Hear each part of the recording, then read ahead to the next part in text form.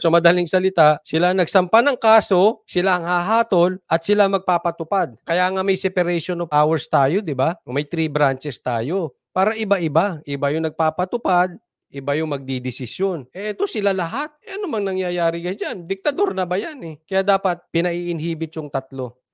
Ewan ko naman dito sa NTC. Nagpagamit din naman ata kayo. Show cause order ng SMNI noong Disyembre, NTC ang nakalagay na nagpadala at complainant. Paglabagaan nila sa due process ang dalawahang papel ng NTC sa kaso.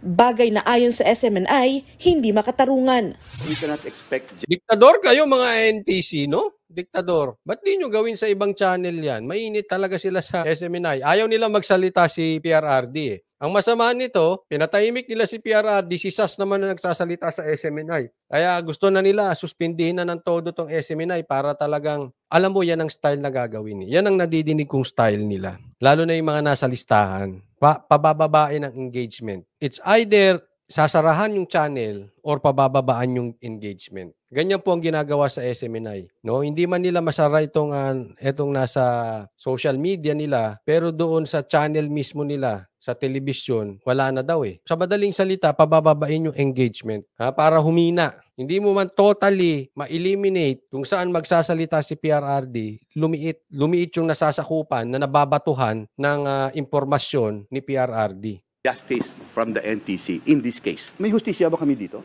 Di ba? Parang judge yan eh, na nag-file ng kaso at ang kaso nasa korte niya. May laban ba ka doon? Kinwestiyon. Parang naaalala ko yung panahon ni Bantag tsaka ni Tebes eh. Dito si Boying. Sila yung hinatulan na rin niya bago pa masampahan bago pa marinig ang panig ng dalawa, case closed na. So sa madaling salita, parang siya lahat.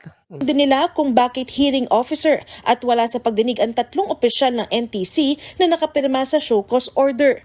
Kung sino pa raw ang importanteng dapat nasa pagdinig, sila pa raw wala. Ano bang authority ng hearing officer para mag-conduct ng hearing instead of the commissioner and her 2 deputies?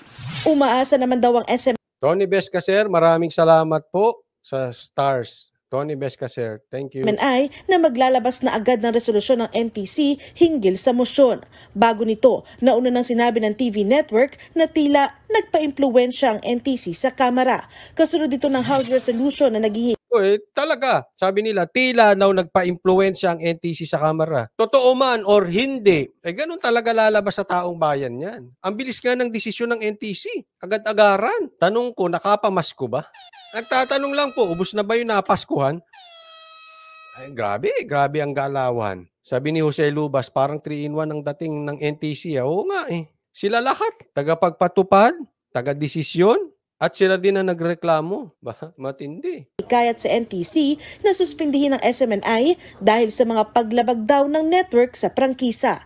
Sinisikap ng News 5 na kunin ang panig ng NTC pero wala pa silang sagot sa mga pahayag ng SMNI. Bukod sa motion to inhibit, hiniling din ng SMNI na hanggang January 20 para maisumite ang kanilang sagot sa umano'y mga paglabag sa kanilang prangkisa.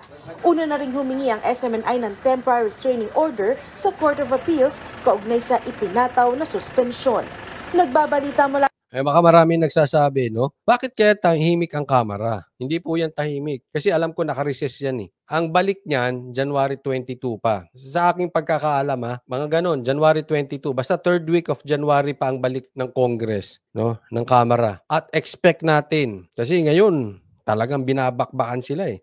Sinisilip yung budget na hiningi nila, yung unprogram budget, yung mga nangyayari ngayon, on the offensive against the Kamara ngayon. Yan ang inaawat. Kaya nga siguro, dinisisyon ng agad yan sa SMNI kasi ayaw nila habang nakabakasyon sila, baka babakbakan sila. Ang problema, yung mga vloggers ang bumabakbak ngayon sa Kamara. Kaya nga, mahirap totally pigilan ngayon eh. Pwede mong pahinain lang. And I'm sure ganyan po ang gagawin nila, pahihinain nila. Kaya maging mapagmatsyag kayo. Pahihinain nila yan, pero hindi nila kayang talagang totally eliminate. Pero sigurado ko, gigil na makabalik. Kasi pagbalik niyan, doon ngayon magka-counter yan. Aasahan natin, baka mamaya may bagong pasabog kay Sara, or alam naman natin basta may gumagalaw, nangyari yung sinilip yung confidential. Tapos nung may sinabi si PRRD, sinilip yung SMNI.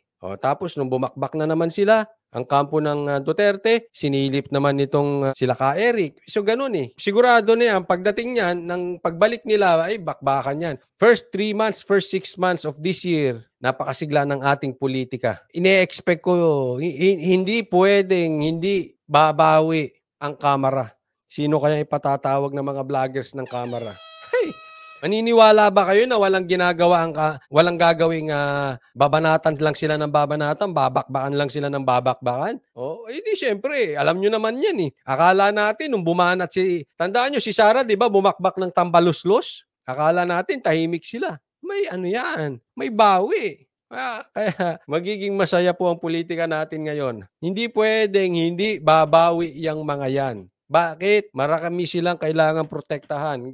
Gaya ng yung 450 billion na dagdag. May kailangan malusot to. Ang program budget, ang galing. Dagdag yan hindi yan ang kabuuang hinihingi. Dagdag lang doon sa pinirmahan ni Marcos. Ganun po sila katindi itong Kamara.